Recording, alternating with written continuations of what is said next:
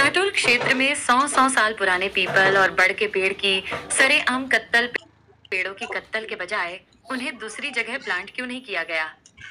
आम नागरिकों में फुटा गुस्सा, राजनेता अपने भले के लिए करते हैं काम।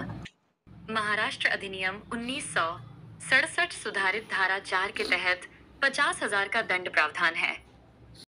महाराष्ट्र शासन ने 6 सितंबर 2024 को वृक्ष कटाई विनियम संशोधन में धारा 4 एव 3 तहत 50,000 का दंड और सजा का प्रावधान है, लेकिन राजनेता गण अपने भले के लिए अधिनियम को पैर तले कुचलते हैं।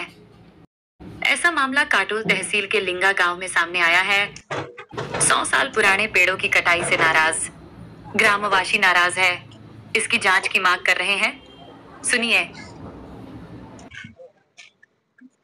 100 वर्षाचे जुने जुने झाड आहे ते सगळ्या लोकांनी तोडून टाकले। तुम्हाला झाडं तोडायचे आमची काही मनाई नाही, तुम्ही तोडा, तुम्ही सरकारमध्ये तुम्ही काही करू शकता, तुम्ही झाडं काय कोणाच्या हातपाय तोडू शकता, पण झाडं तोडायच्या आधी हे जे झाडं आहे आता मोठ्या मोठ्या मशिनरीज आहे, मोठे मोठे तंत्रज्ञान आहे, जसे आपले पंतप्रधान साहेब सांगतात, गडकरी साहेब सांगतात की आमच्याकडे असे तज्ञ लोक आहेत, अशी आमच्याकडे टेक्नॉलॉजी आहे।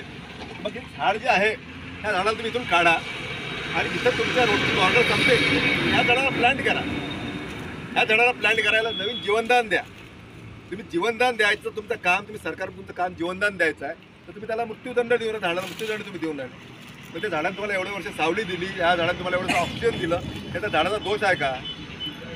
म्हणजे आपलं म्हणणं आहे की एवढे जे मोठे झाड आहे जे जनतेच्या फायद्याचे आहे त्यांना सुरक्षा देण्याच्या ठिकाणी त्यांचा दुरुपयोग करून त्यांची आपला फायदा करून राहिलेला आहे। हेच तुम्हाला सांगत आहे ना मी। आता आपण घरच्या थोड्या झाडं जरी फांदी जरी तोडली तर आपल्याला डायरेक्ट फाईन लागते, आपल्याला 100 रुपये 50 रुपये लागते। पण एवढे मोठे मोठे झाडं तोडले यांच्यावर काय केलं पाहिजे? यांनी ज्या डिपार्टमेंटच्या ज्या डिपार्टमेंटची झाडं आहेत त्यांची यांनी परवानगी घेतली का? परवानगी घेतली असेल तर यांना मग दुसरं यांचं काहीतरी नियोजन काही असायला पाहिजे की हे झाड आपण कुठं लावलं पाहिजे, किंवा यांना रोड करायचा होता 5 वर्षात झाडाचं प्लांटेशन करा, 5 वर्षात तुम्ही झाडाचे रोडसाठी जागा ॲक्वायर करा, तुमच्या बॉर्डरला आधी पहिले झाडं लावा, तुमच्या झाडं जमिनीच्या वर हे झाडं तोडा।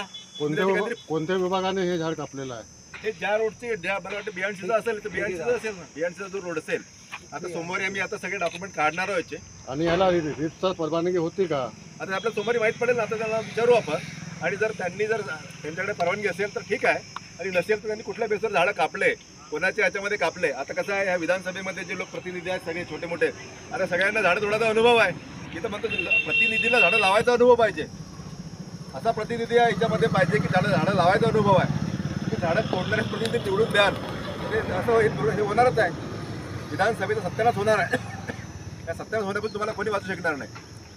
येणाऱ्या 10 वर्षानंतर 20 वर्षानंतर एवढी भीषण परिस्थिती उद्भवणार आहे की आपली जी येणारी समोरची जनरेशन आहे, आता आम्ही 50वर पोहोचलो, काही लोक 60वर पोहोचले, पण याच्यानंतर जे छोटे पोरं आहे जे आता त्यांचं 10-20 वर्षाचे जे पोरं, त्यांना एवढा त्रास होणार आहे भविष्यामध्ये, आणि त्या त्रासाची सगळी जबाबदारी आपली ना सगळ्यांची राहणार आहे। म्हणून आपण सगळ्यांनी जागरूक झालं पाहिजे, आपण उठाव केला पाहिजे, म्हणून सर्वांनी आता एकत्र येणं गरजेचं आहे।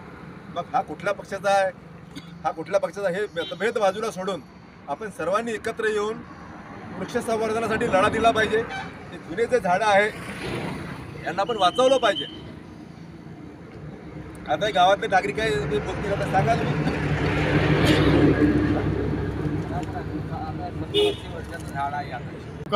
या नात्याने तुमची आता काय मागणी आहे? नवीन झाडं तयार करायला पाहिजे। नवीन झाडं तयारच नाही आहे, हे फोडल्यानं झाला का झाडच लागतच नाही, ते मरूनच जाते।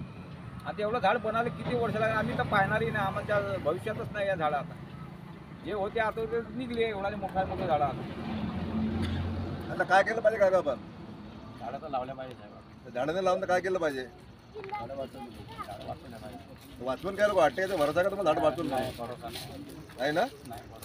ह्या झाडाची कत्तल झालेली आहे, त्यांना सजा मिळायला पाहिजे, त्यांना दंड झाला पाहिजे अशी आपली मागणी आहे का? हे कत्तल झालेली आहे, त्यांना सजा आहे, सजा झाली पाहिजे, त्यांना म्हणजे शिक्षा झाली पाहिजे, वाटत नाही का तुम्हाला? असं मनातून झालं पाहिजे ना?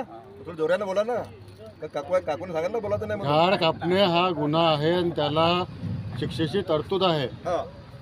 तर तुम्हाला वाटत नाही की ज्यांनी एवढा 80 वर्षाचा झाड कापला त्याला शिक्षा झाली पाहिजे?